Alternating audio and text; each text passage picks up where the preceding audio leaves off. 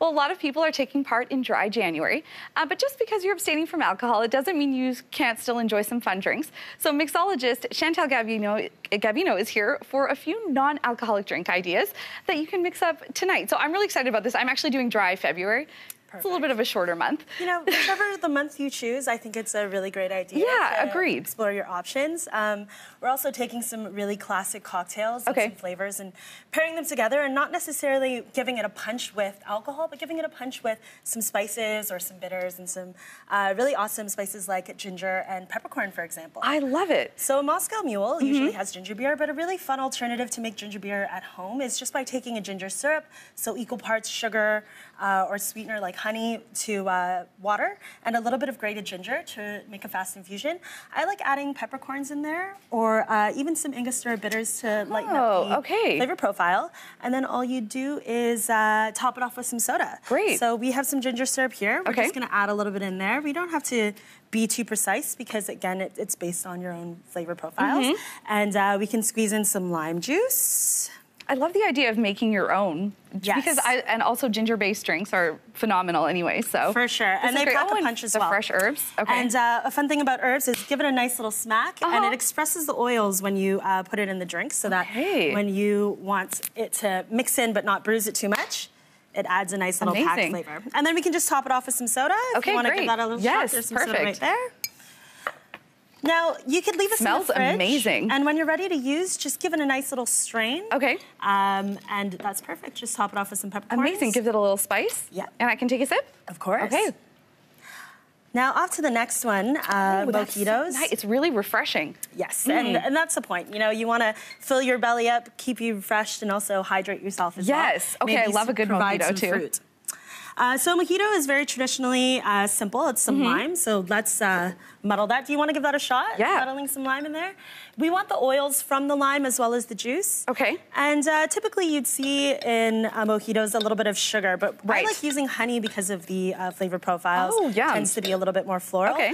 But actually, what I did is I created a little bit of a raspberry syrup. Okay. So taking some frozen fruit out of your freezer or maybe something that you like seasonally is a really great way to add a color pop. And is that just raspberries? It's raspberry puree with a little bit of sugar. So again, equal parts. And we're gonna toss in some mint. Now, if we just top it off with some ice.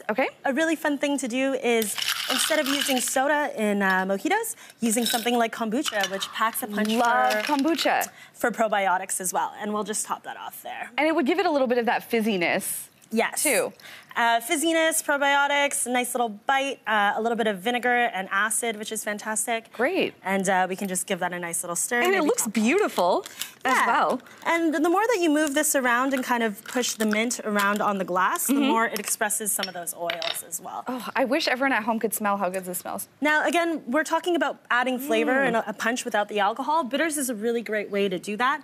It's essentially a blend of herbs and spices that have already been packed into there for punch, and that's a really great way to do non-alcoholic distillates.